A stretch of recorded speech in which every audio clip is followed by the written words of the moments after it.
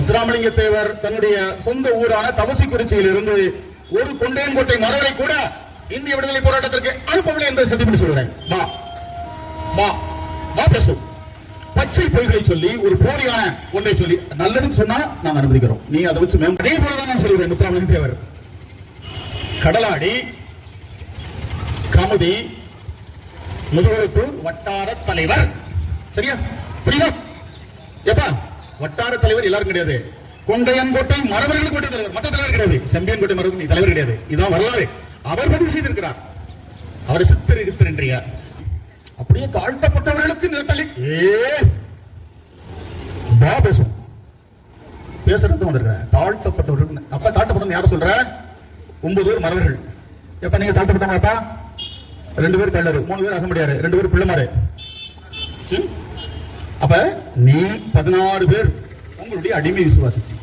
1957 தேசிய பாதுகாப்பு மக்கள் பாதுகாப்பு சட்டத்தில் கைது செய்யப்பட்டவர் 59 விடுதலையாளர். 60 வந்து எழுதி வைக்கிறார். 58 இந்திய அரசு நில உச்சவரம்பு சட்டத்தை கொண்டு வருகிறது. 1958 1961 அதை நடைமுறைப்படுத்துகிறது. இதை அறிந்து கொண்ட நம்முடைய நிலக்கொடையாளர் மாபெரும் மக்கள் தலைவர் ஐயா முத்துராமலிங்க என்ன செய்யறாருன்னா, தன்னுடைய அடிமை விசுவாசிகள் 16 பேரை கூப்பிட்டு அந்த 16 பேர்ல 2 பேர் தான் பள்ளர்கள், 2 பேர் பிள்ளைமாறு, 3 பேர் கள்ளராக முடியாது. மற்றது எல்லாமே அவர்கள் சொந்தக்காரர். அவர்களை வைத்து நீங்கள் வந்து ஒரே நாளில் எழுதி வாங்கி சட்டம் என்ன சொல்கிறது? ஒரு 5 குடும்ப உறுப்பினர்களை வைத்தவர்களுக்கு 30 ஏக்கர். இந்த குடும்பமும் கிடையாது, உறுப்பினர் கிடையாது. அப்ப இதுல இருந்து தன்னுடைய சொத்தை காப்பாற்றிக் கொள்வதற்காக நீங்க கொடுத்து திரும்ப வந்து பின்னாடி வந்து அதை பிடிக்கிறீங்க. அதான் வரலாறு. முத்துராமலிங்க பற்றி என்ன பேசியிருக்கிறோம்?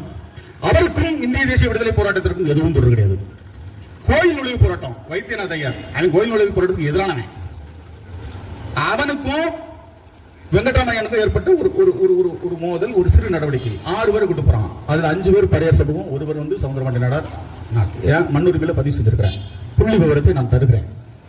இப்படி இருக்கிற போது அந்த ஆண்டை தேடப்படுகிற குற்றவாளியாக இருக்கக்கூடிய ஒருவர் வந்து நான் கோயிலுக்குள்ள கூட்டு போனாரே அப்படின்னா, என்னை தேடிக்கிட்டு இருந்தா நான் எங்களுக்கு கோயிலுக்குள்ள கூட்டு போகுது எப்படி கூட்டு போவேன்? ஓடி ஒளிவேனா? என்னை காப்பாற்றிக் கொள்வதற்கு நான் வேலை செய்வேனா? எனவே இதெல்லாம் வந்து ஏற்க முடியாது. எனவே எல்லாமே போய் 5 மக்களும் அண்ணன் தம்பிகள் நமக்கெல்லாம் ஒரே ஒரு தாய், தமிழ் தாய் என்று நான் பேசுகிறேன். உன்கிட்ட எதுக்கு பேச முடியல? மன்னர்களும் மரபர்களும் தமிழ் தாய் பெற்ற எடுத்த தலைமக்கள் என்று 20 ஆண்டு காலமாக மண்ணிலே பேசி வருகிறேன். உன்னால ஏன் பேச முடியல? அப்ப நீ யார்? குற்ற வழக்குகளில் மேல ராமநாதத்துல கருப்பயமா காட்டுல வந்து கருது எடுத்தது, சிதம்பரம் முதலியார வந்து வரிகட்டு போகிற காலை வெட்டினது, நீதிபதியை வந்து கொலை செய்தது, அரசுக்கு ஆதரவாக வேலை செய்த அதிகாரிகளை வந்து அடித்து வெட்டியது, வாக்கு ஐயரப்ப நாயக்கர் வந்து 2000 ரூபாய் கொடுத்தாருங்கிறது கட்ட பஞ்சாயத்து பண்ணி அவரை மிரட்டி படுத்தி அவரை பண்ண விடாம பண்ணது. இப்படி அபிராமத்தில் வந்து இஸ்லாமியர்களுடைய மீன் உரிமையை பறித்து பாசன நீரை திறந்து விட்டு அவங்களை வந்து மீன் பிடித்தது, அவர்களுக்கு எதிராக இப்படிப்பட்ட குற்ற வழக்குகள், கேவலமான வழக்குகள், அருவருப்பான வழக்குகள். இந்த வழக்குகளில் சிறை சென்ற ஒரு நபரை இந்திய தேசிய விடுதலைக்காக போராடினார் என்று சொல்லுகிற வரலாற்றை நாங்கள் பேசுகிறோமா? 600க்கும் மேற்பட்ட போராளிகளை வந்து படை திரட்டி அனுப்பினாராம். எப்பா இதை மாதிரி ஒரு அண்ட புழுகு, ஆகாச புழுகு உலகத்தில் இருக்குமா? ஒரு அக்கா பேசுறாங்க, அவங்க பேர் என்ன? கவிதா ஜவஹர் அக்கா. 1939 அவர் கைது செய்யப்படுகிறார். உங்களுடைய புனித போராளி. 1941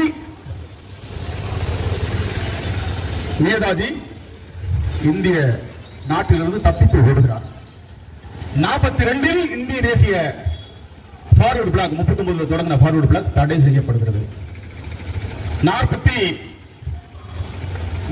அவர் வந்து வெளிநாடுகளில் இருந்து ஜெர்மன், ஜப்பான் போன்ற நாடுகளில் இருந்து அந்த துருப்புகளை வைத்து அவர் ஒரு படை அமைக்கிறார். அதில் வந்து பர்மா, சிங்கப்பூர், மலேசியாவில் இருந்த ஒரு சிலர் பங்கேற்றார் என்று சொல்லப்படுகிறது. இதுதான் வரலாறு, எதுக்கும் ஆதாரம் கிடையாது. இப்படி இருக்கிற நிலையில் வேலூர் சிறையில் இருந்த ஒருவர் வெளிநாட்டில் இருந்த ஒருவருக்கு இங்க இருந்து 600 பேர் அனுப்பினாரு. சக்தி முத்துராமலிங்கத்தேவருடைய கல்லூரி எழுந்து நிற்கக்கூடிய இடம்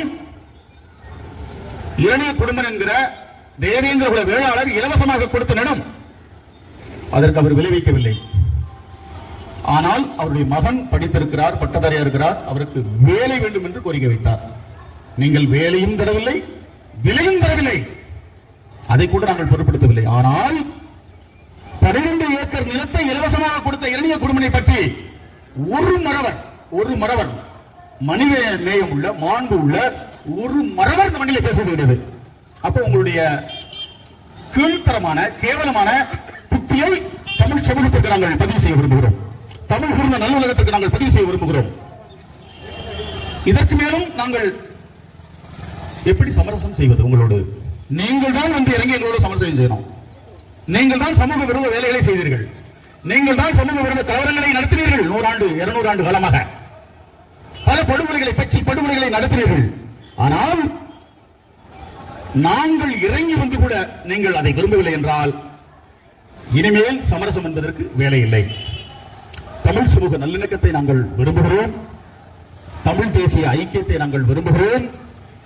ஆனால் நீயா நானா என்று பார்க்க வேண்டும் என்றால் அதை பார்த்து விடுவதற்கும் நாங்கள் விரும்புகிறோம். தொடர் சாதிய படுகொலைகளை கண்டித்து தமிழ் தேசிய உணர்வாளர்களால் நடத்தப்பட்டுக் கொண்டிருக்கக்கூடிய இந்த ஆர்ப்பாட்டத்தில் கலந்து கொண்டு பேசுவதில் என்னுடைய பிறவி கடமையை, சமூக கடமையை நான் ஆற்ற விரும்புகிறேன். 20 ஆண்டு காலமாக இந்த நெல்லை மண்ணில் பேருந்து நிலையங்கள், தொடர்வண்டி நிலையங்கள் என்று படுத்து உறங்கி தமிழ் தேசிய ஊர்மையை ஏற்படுத்துவதற்காக குறிப்பாக மல்லர், மறவர், தேவர், தேவேந்திரர் என்கிற இந்த சமூக நல்லிணக்கத்தை ஏற்படுத்த வேண்டும் என்கிற ஒற்றை நோக்கத்தில் 20 ஆண்டு காலமாக இயங்கிய ஒருவன் இன்றைக்கு நான் அரசோடு பேச விரும்புகிறேன். தென் தமிழகமே கலவர பூமியாக இருந்தபோது அதை கருத்தியல் பேசும் களமாக மாற்றி அமைத்த ஒருவன் இந்த அரசோடு, ஆட்சித்துறையோடு பேச விரும்புகிறேன். மாவட்ட ஆட்சியரோடு நாங்கள் பேச விரும்புகிறோம். காவல்துறை கண்காணிப்பாளரோடு நாங்கள் பேச விரும்புகிறோம். எங்களுக்கும் சுயநலத்தோடு இந்த சமூகம் சீரழிந்தாலும் பரவாயில்லை என்று கருதி சாதிய உணர்வுகளை தூண்டிவிட்டு சமூக நல்லிணக்கத்தை கெடுத்து மூடி சட்டம் ஒழுங்கை சீரழிக்கக்கூடிய ஆற்றலும் எங்களுக்கு உண்டு என்பதை காவல்துறை கண்காணிப்பாளர்களும் மாவட்ட ஆட்சியாளர்களும் உணர்ந்து கொள்ள வேண்டும். எங்களுக்கு அது நோக்கமல்ல. மனித படுகொலைகள் எங்கு நிகழ்ந்தாலும் அதை மாந்த நேயத்தோடு தடுக்க வேண்டும் என்கிற நோக்கம் உடையவர்கள் மல்லர்கள். இது எங்களுடைய மரபு, எங்களுடைய மாண்பு. ஆனால் எங்களை நீங்கள் தாக்குகிற போது தொடர்ச்சியாக எங்களுடைய சமூகத்தை, அதான் சொல்லுகிறேன், 20 ஆண்டுகளாக சாதிய மோதல்கள், சாதிய போர், என்பது நீர்த்து போன நிலையில் அதை உயிர்ப்பித்துக் கொண்டிருக்கக்கூடிய அரசு திமுக அரசு. அதுவும் கடந்த 3 ஆண்டு காலமாக இந்த போக்கை கருணாநிதியுடைய குடும்பம் கைவிட வேண்டும். என் சமூகத்தினுடைய கோபத்தை நாங்கள் வேற சமூகத்தோட காட்டுறது, அந்த சமூகம் ஏன்ட்ட காட்டுறது, இது தீர்வு கிடையாது. ஒரே நோக்கம், கருணாநிதியுடைய குடும்பத்தை நோக்கி தமிழ் சமூகத்தினுடைய கோபம் திரும்ப வேண்டும். இதுதான் உண்மை. இது நடக்கும், இது நடந்து வரும். நீங்கள் நினைப்பது போல் இந்த சமூகங்கள் முட்டிக்கொண்டும் மோதிக்கொண்டும் வெட்டிக்கொண்டும் முட்டி சாக இனிமேல் போகிறது கிடையாது. ஆனால் நீங்கள் தூண்டி விடுகிறீர்கள். இன்றைக்கு இருக்கக்கூடிய தொழில்நுட்பம், இந்த தொழில்நுட்பத்தில் அணுவும் அசையாது. உளவுத்துறையினுடைய உளவுத்துறை, தமிழகத்தினுடைய உளவுத்துறை எத்தகைய ஆளுமை பெற்றது என்பது நமக்கு தெரியும். காவல்துறை, இந்த உளவுத்துறையினுடைய பார்வையை மீறி இங்கும் உள்ளவர்கள் எங்கும் உள்ளவர்கள் எதுவுமே செய்ய முடியாது, நகரவே முடியாது. அவ்வளவு வலிமை படைத்த காவல்துறையும் உளவுத்துறையும் இருக்கிற போது இங்க எப்படி ஒரு சட்டம் ஒழுங்கு கெடும்? இங்க எப்படி ஒரு கொலை நிகழும்? அப்ப இங்க மல்லர்கள் விழுந்தாலும் சரி, மறவர்கள் விழுந்தாலும் சரி, எந்த சமூகம் சொத்து ஒழிந்தாலும் சரி, அதற்கு காரணம் கருணாநிதி குடும்பம் என்பதை நாங்கள் அழுத்தமாக பதிவு செய்ய விரும்புகிறோம். இதை தவிர்த்து களிசடைகளை வைத்து தேவேந்திர குல விழாவுடைய வரலாற்றை சிதைக்க நினைப்பதை அதை ஏற்க முடியாது. மல்லர் மறவர் ஒற்றுமையை நாங்கள் வலியுறுத்துகிறோம். 20 ஆண்டுகால பதிவை நீங்கள் பார்க்கலாம். இந்த மண்ணிலிருந்து தொடங்கிய செந்தில் மல்லர் இந்த சமூகத்தினுடைய ஓர்மைக்காக எவ்வளவு உழைப்பை எடுத்திருக்கிறார் என்பதை நீங்கள் பார்க்கலாம். குறிப்பாக என்னுடைய சமூகத்தை மீறி தேவர்களுடைய உரிமை மீட்பு போராட்டத்தில் பங்கேற்றவர் செந்தில் மல்லர். சமூக நல்லிணக்கத்திற்காக ஒன்றை நான்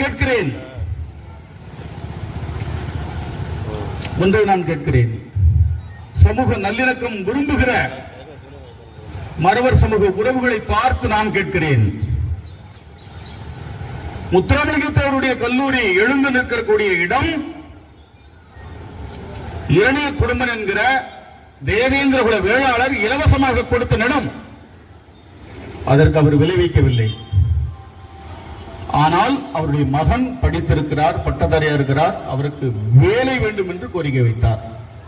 நீங்கள் வேலையும் தரவில்லை, விலையும் தரவில்லை, அதை கூட நாங்கள் பொருட்படுத்தவில்லை. ஆனால் 12 ஏக்கர் நிலத்தை இலவசமாக கொடுத்த இரணிய குடும்பனை பற்றி ஒரு மறவர் மனித நேயம் உள்ள, மாண்பு உள்ள ஒரு மறவர் இந்த மண்ணிலே பேசுவது கிடையாது. அப்போ உங்களுடைய கீழ்த்தரமான கேவலமான புத்தியை தமிழ் சமூகத்திற்கு நாங்கள் பதிவு செய்ய விரும்புகிறோம். தமிழ் கூர்ந்த நல்லுலகத்திற்கு நாங்கள் பதிவு செய்ய விரும்புகிறோம். இதற்கு மேலும் நாங்கள் எப்படி சமரசம் செய்வது? உங்களோடு நீங்கள் தான் வந்து இறங்கி எங்களோடு சமரசம் செய்யணும். நீங்கள் தான் சமூக விரோத வேலைகளை செய்தீர்கள். நீங்கள் தான் சமூக விரோத கலவரங்களை நடத்தினீர்கள். 100 ஆண்டு 200 ஆண்டு காலமாக பல படுகொலைகளை, பச்சை படுகொலைகளை நடத்தினீர்கள். ஆனால் நாங்கள் இறங்கி வந்து கூட நீங்கள் அதை விரும்பவில்லை என்றால் இனிமேல் சமரசம் என்பதற்கு வேலை இல்லை. தமிழ் சமூக நல்லிணக்கத்தை நாங்கள் விரும்புகிறோம். தமிழ் தேசிய ஐக்கியத்தை நாங்கள் விரும்புகிறோம். ஆனால் நீயா நானா என்று பார்க்க வேண்டும் என்றால் அதை பார்த்து விடுவதற்கும் நாங்கள் விரும்புகிறோம். ஒன்னும் சமரசம் கிடையாது. பிரச்சனை இருக்குதா? உனக்கு என்ன பிரச்சனை? வா பேசுவோம். உனக்கு என்ன சிக்கல் இருக்குதா? வா பேசுவோம். ஒருவர் வரட்டும், ஒருவர். நான் சொல்லுகிறேன், 5 மக்களும் அண்ணன் தம்பிகள், நமக்கெல்லாம் ஒரே ஒரு தாய், தமிழ் தாய் என்று நான் பேசுகிறேன். உன்கிட்ட எதுக்கு பேச முடியல? மன்னர்களும் மறவர்களும் தமிழ் தாய் பெற்றெடுத்த தலைமக்கள் என்று 20 ஆண்டு காலமாக இந்த மண்ணிலே பேசி வருகிறேன். உன்னாலே ஏன் பேச முடியல? அப்ப நீ யார்? இதுதான் எங்களுடைய கேள்வி. இதுதான் எங்களுடைய கேள்வி. பொய் வரலாறு பேசுகிறார்கள். எப்பா எது பொய்? எது பொய்? குற்ற வழக்குகளில் மேல ராமன் இதுல கருப்பையம்மா காட்டுல வந்து கருவறுத்தது, சிதம்பரம் முதலியார வந்து வரியேட்டு கோயில காலை வெட்டினது,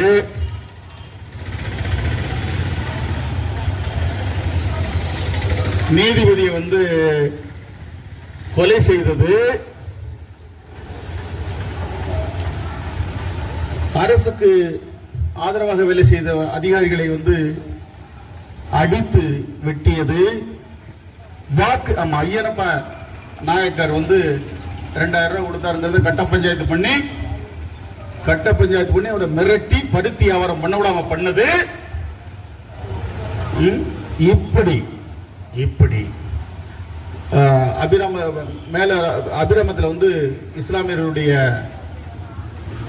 மீன் உரிமையை பறித்து பாசன நீரை திறந்து விட்டு அவங்களை வந்து மீன் பிடித்தது, அவர்களுக்கு எதிராக இப்படிப்பட்ட குற்ற வழக்குகள், கேவலமான வழக்குகள், அருவருப்பான வழக்குகள். இந்த வழக்குகளில் சிறை சென்ற ஒரு நபரை இந்திய தேசிய விடுதலைக்காக போராடினார் என்று சொல்லுகிற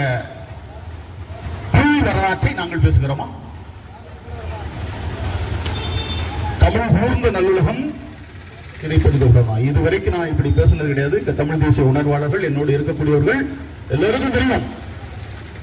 ஆனால் இதற்கு மேலும் உண்மையை மூடி மறைக்க கூடாது என்பதற்காக நான் களத்திற்கு வந்திருக்கிறேன்.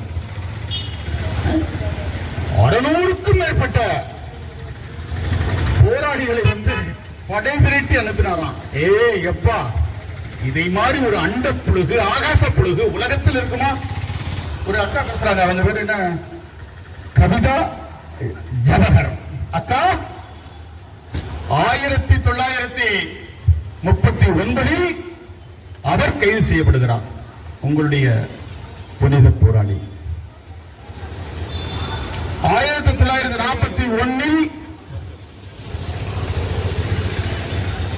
நேதாஜி இந்திய நாட்டிலிருந்து தப்பித்து ஓடுகிறார். 42 இந்திய தேசிய ஃபார்வர்டு பிளாக் 39 தொடங்கின ஃபார்வர்டு பிளாக் தடை செய்யப்படுகிறது. 43 அவர் வந்து வெளிநாடுகளில் இருந்து ஜெர்மன், ஜப்பான் போன்ற நாடுகளில் இருந்து அந்த துருப்புகளை வைத்து அவர் ஒரு படை அமைக்கிறார். அதில் வந்து பர்மா, சிங்கப்பூர், மலேசியாவில் இருந்த ஒரு சிலர் பங்கேற்றார் என்று சொல்லப்படுகிறது. இதுதான் வரலாறு, எதுக்கும் ஆதாரம் கிடையாது. இப்படி இருக்கிற நிலையில் வேலூர் சிறையில் இருந்த ஒருவர் வெளிநாட்டில் இருந்த ஒருவருக்கு இங்க இருந்து 600 பேர் அனுப்பினாரு. சத்தியம் பண்ணி சொல்லுகிறேன், முத்துராமலிங்க தேவர் தன்னுடைய சொந்த ஊரான தவசிக்குறிச்சியில் இருந்து ஒரு கொண்டையன்கோட்டை மரவரை கூட இந்திய விடுதலை போராட்டத்திற்கு அனுப்பவில்லை என்பதை சத்தியம் பண்ணி சொல்கிறேன். பேசும் பச்சை பொய்களை சொல்லி ஒரு போலியான ஒன்றை சொல்லி நல்லதுன்னு சொன்னா நாங்க அனுமதிக்கிறோம், நீ அதை வச்சு மேம்பாட்டு போ. ஆனால் ஒரு சமூகத்தை அழுத்துகிற, ஒரு சமூகத்தை இழிவுபடுத்துகிற, ஒரு சமூகத்தை எந்திரிக்க விடாம செய்கிற வேலையை செஞ்சனா உன்னோடு மோதி பார்க்க நாங்கள் தயார். சமூக நிகழ்வை நான் தெளிவு சொல்றேன். தேவேந்திர வேளாண் சொல்றேன், நீங்களும் இதோடு நிறுத்திக் கொள்ளுங்கள். இம்மானுவேல் சேகரன் தேசிய தலைவரும் அல்ல, ஒரு மையம் அல்ல. இம்மானுவேல் சேகரனுக்கும் இந்திய சுதந்திர போராட்டத்துக்கு ஒரு தொடர்பும் அல்ல. அந்த மாவீரனுடைய வரலாற்றை நீங்கள் மறைக்க முற்படாதீர்கள். அவன் ஒரு சமூக விடுதலை போராளி, அவன் ஒரு சமூக நிகழ்மை போராளி, அவன் சமூக உரிமை போராளி. விடுதலை போராட்டத்தில் வந்து பரமக்குடியில சாகல தம்பி, பதிவு செஞ்சுக்கோ. விடுதலை போராட்டத்தில் சாகல, சாதி ஆதிக்கத்தை, அடாவடித்தனத்தை, அகம்பாவத்தை எதிர்த்து நின்று தகர்த்தறிந்த ஒரு மாபெரும் மாவீரனை, அவனுடைய வரலாற்றை கொச்சைப்படுத்துகிற வேலையை ஊடகங்களும் சரி, உறவுகளும் சரி கைவிடு. அதே போலதான் நான் சொல்லுகிறேன். முத்துராமலிங்க தேவர் கடலாடி, கமுதி, முதுகுளத்தூர் வட்டார தலைவர், சரியா? புரியுதா? எப்பா வட்டார தலைவர் எல்லாருக்கும் கிடையாது.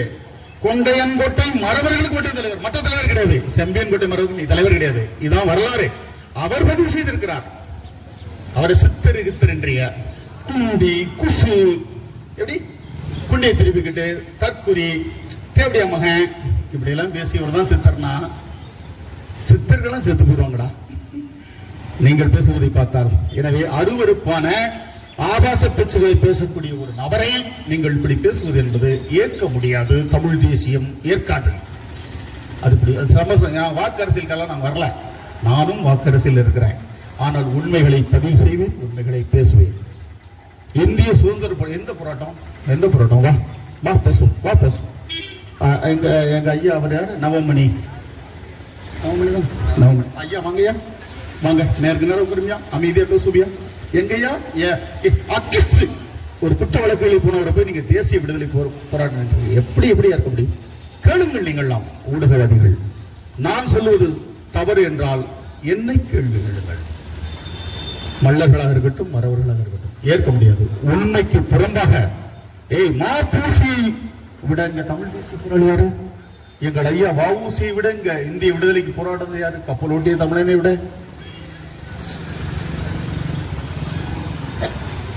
சொல்லுங்கள். இப்படி உண்மைக்கு புறம்பான செய்திகளை உளவுத்துறை இதை பதிவு செய்ய வேண்டும். காவல்துறை கணக்கில் எடுக்கணும். பொருள்களையும் பொருட்டும். நான் சொல்லுகிறேன்,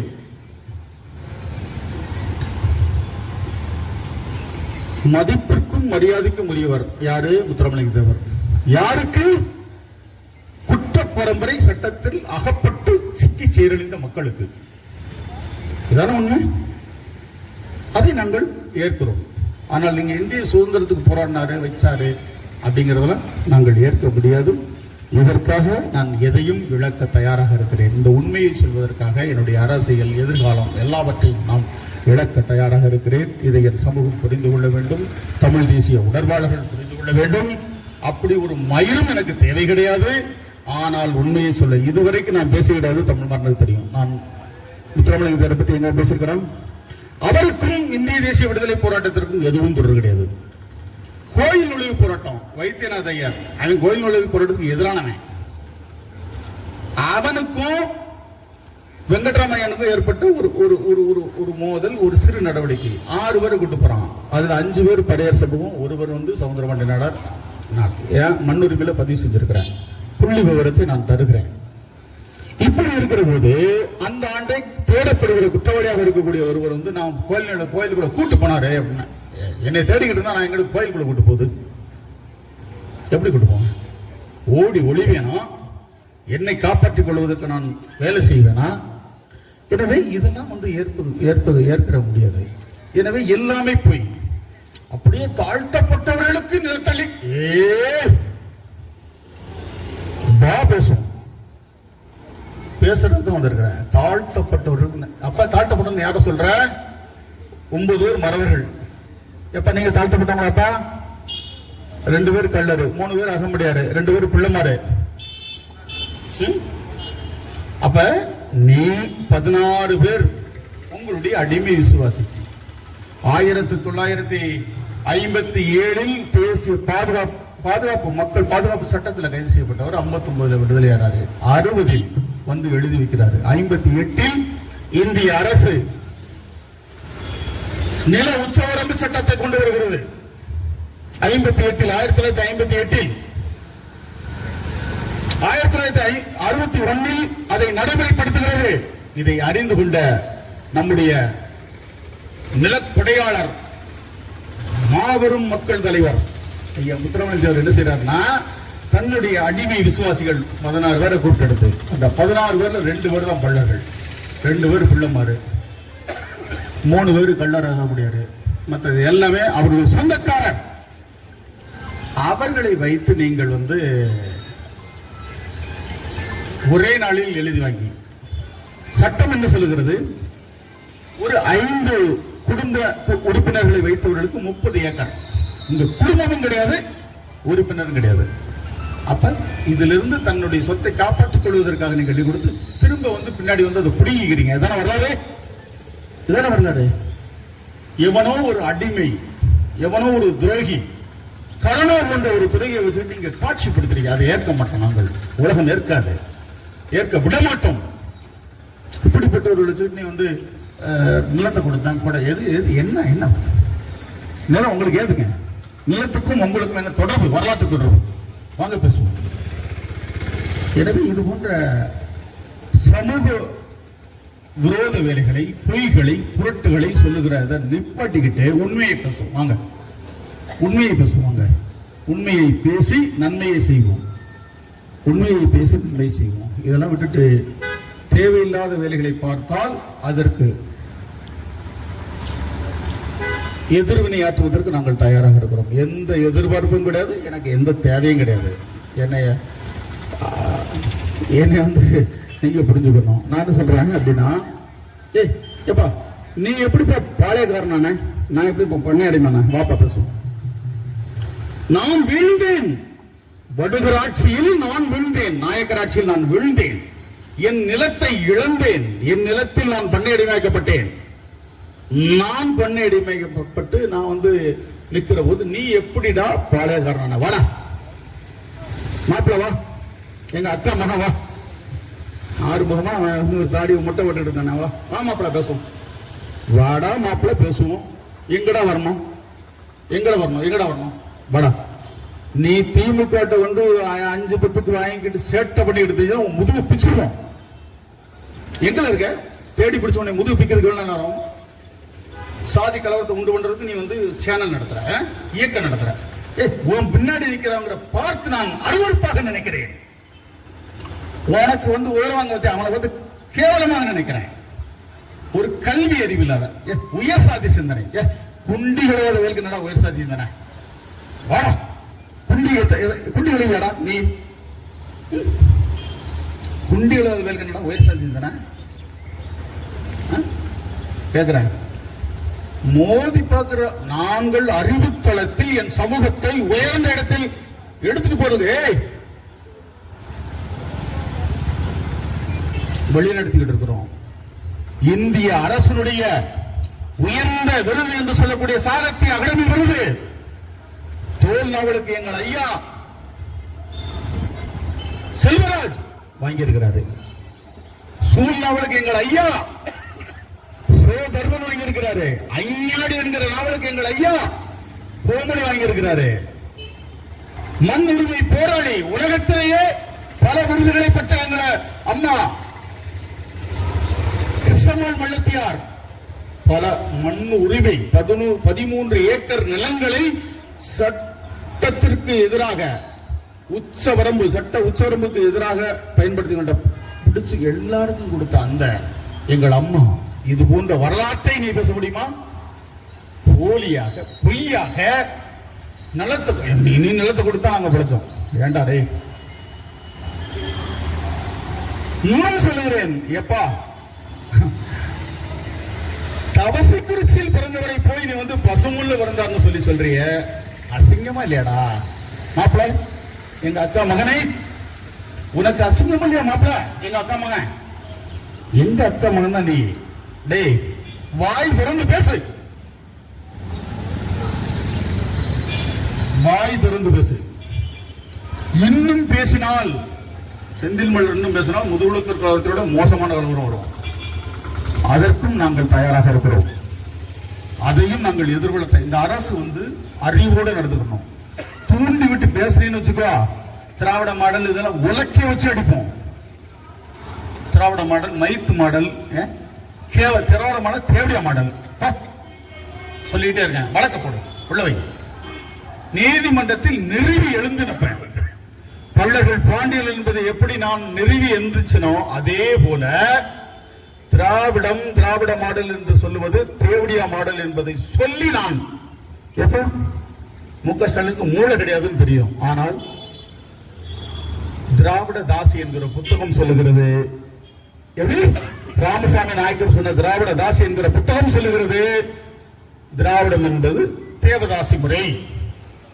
அதுதான் உங்கள் முறையாக நீங்கள் அதை எங்களுக்கு சொல்லுகிறீர்கள், எங்களுக்கு தெரியாது.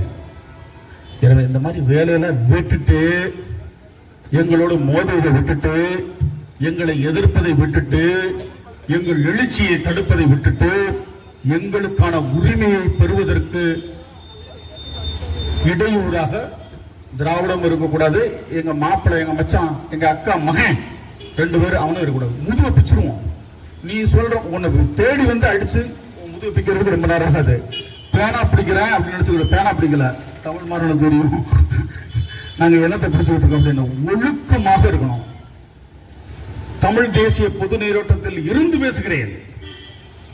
எங்கள் அண்ணன் செந்தமிழன் சீமான் போய் கலந்து கொண்டு பேசு என்று சொல்லுவதால் பேசுகிறேன். பல்லர்கள் தான் பாண்டியர்கள். என்னடா சொல்ல போற மாப்பிள? பா மாப்பிள பேசுவோம். மருதநிலத்தில் தான் ஆட்சி அதிகாரம் தோன்றியது.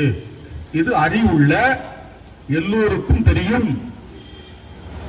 பாண்டியன் என்றால் உலகன் என்று உலகத்திற்கு பொருள் சொன்னவன் செந்தில் மல்லர். எவனும் சொல்லல, எந்த அறிஞனும் சொல்லல. சமகாலத்தில் நீங்கள் எங்களை ஏற்ற மறுப்பதால் இந்த இடையூறு. இமானுவேல் சேனை கூட 1000 மடங்கு இந்த புரட்சி ஏற்படுத்திய செந்தில் மல்லரை நீங்கள் ஏற்க மறுக்கிறதுனால இங்க இவ்வளவு வேலை. உங்களால் தான், இந்த மக்களாலும் உங்களாலும் உணர்வாளர்களும் தான்.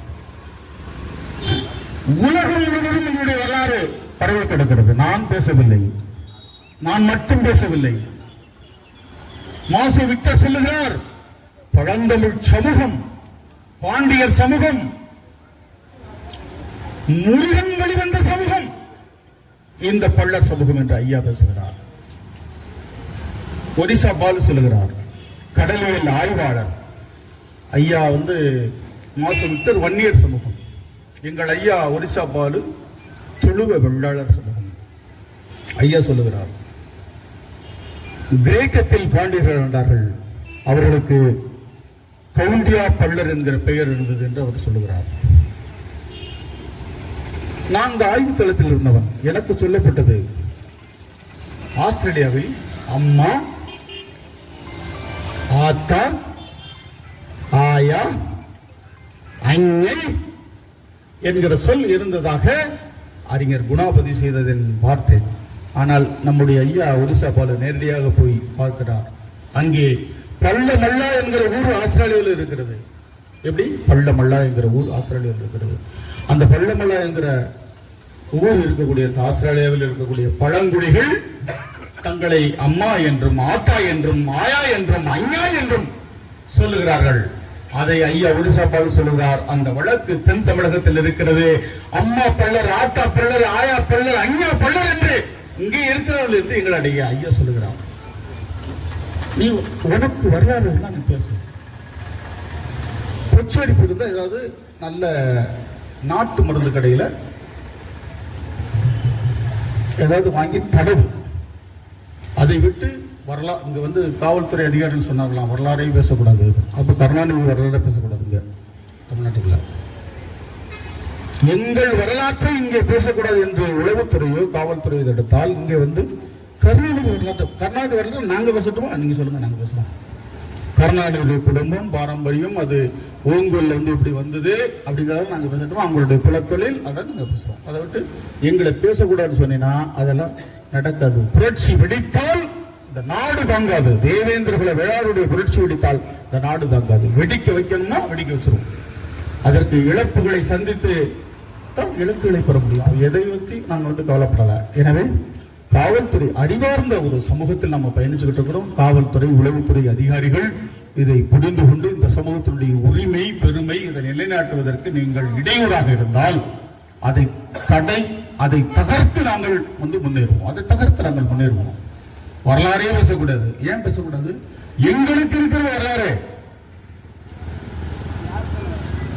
அதை என் தம்பி கூட மாடி செல்வரசு மறுப்பான். அவன் ஊருக்கு போங்க, புளியமலது போங்க, பாண்டியராச கோயில் வழிபாடு தொடர். இந்த பகுதி முழுவதும் பாண்டியராச கோயில் வழிபாடு பள்ளக்கூடிய குலதெய்வ வழிபாடாக இருக்குது. இந்த வரலாற்றை நாங்கள் பேசக்கூடாது அப்படின்னு சொல்றது ஏற்புடையது கிடையாது. நாங்கள் கருணாநிதி வரலாற்றை பேசவில்லை, நாங்கள் தேவேந்திர வேளாளர்களுடைய வரலாற்றை பேசுகிறோம். உங்களுக்கு என்ன கசப்பு? இந்த நாட்டில் பேச்சுரிமை இருக்கா இல்லையா? கருத்துரிமை இருக்கா இல்லையா? எழுத்துரிமை இருக்கா இல்லையா?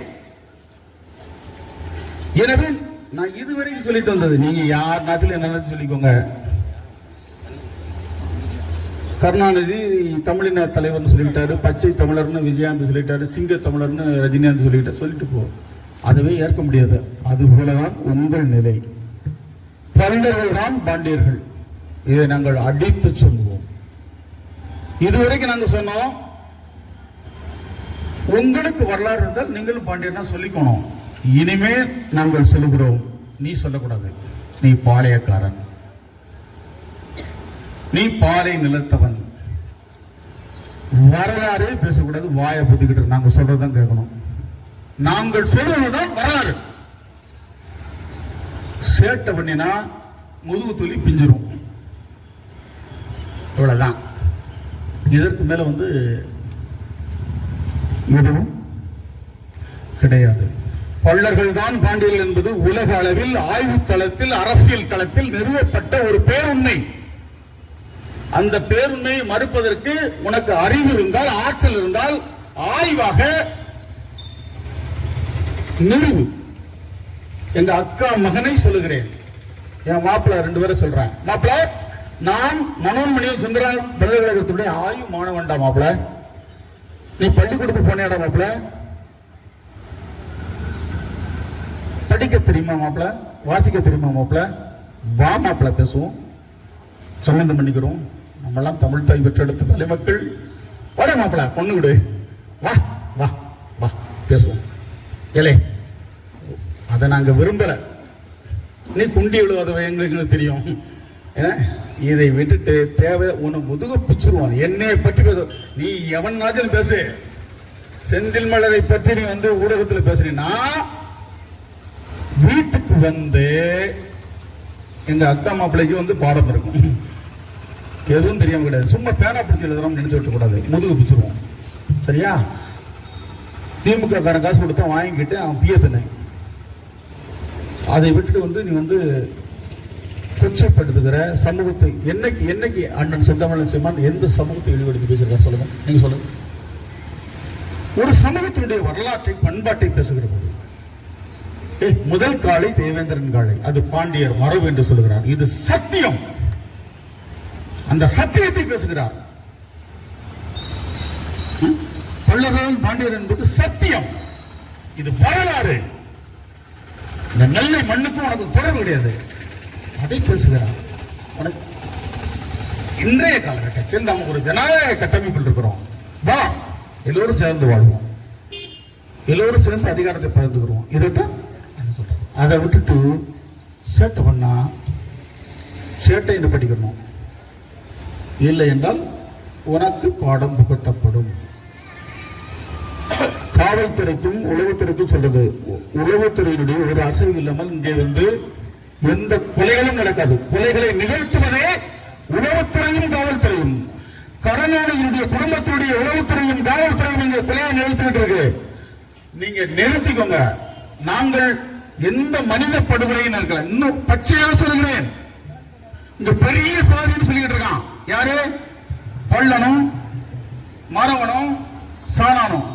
அப்படி இல்ல. வரலாற்றில் இந்த 3 சமூகமும் அடிமை சமூகமாக, கீழ் சாதியாக, கேவலப்பட்ட சாதியாக ஆக்கப்பட்டது என்பதுதான் வரலாறு.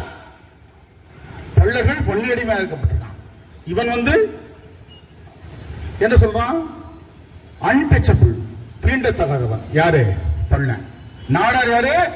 அன்சியபிள், காணத்தகாதவன். மறவர் யாரு? கிரிமினல் டைப்ஸ், குற்ற பரம்பரை. ஆடு மாடு திருடுகிற, கோழி திருடுகிற. இப்போ சைக்கிள் வழக்கு தருவான்னு ஒருத்தர் வழக்குறீங்க என் மாப்பிள்ளைக்கு. நீ எல்லா சமூகமும் இங்கே வீழ்ந்து கிடந்தது. மன்னர்களும் மறவர்களும் நாடார்களும் இங்கே வீழ்ந்ததால் தான் இங்க கருணாநிதி குடும்பம் ஆட்சி பண்ணிட்டு இருக்கு. சரியா? உன் குடும்பம் ஆட்சி பண்ணல, என் குடும்பம் ஆட்சி பண்ணல, அவன் குடும்பம் ஆட்சி பண்ணல. எல்லாருமே வீழ்ந்து தாழ்ந்து இழிவை சந்தித்து கிடக்கிற நிலையில கண்ட நாயும் இங்கே ஆட்சி பண்ணிட்டு இருக்கு. இதை உணர்வு, நீ இதை உணர்வு. இதை உணர்ந்து நாம் ஒன்றாகிற போதுதான் கருணாநிதி குடும்பத்தை நம்ம வேற இருக்க முடியும், விரட்டி அடிக்க முடியும். அதை அவர்கள் விடுந்து மாட்டார்கள்.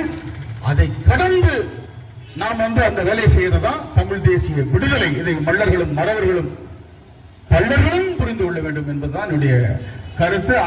அதை தாண்டி சாதி வழி காட்டினா அதை தனிச்சிருவேன். வணக்கம்.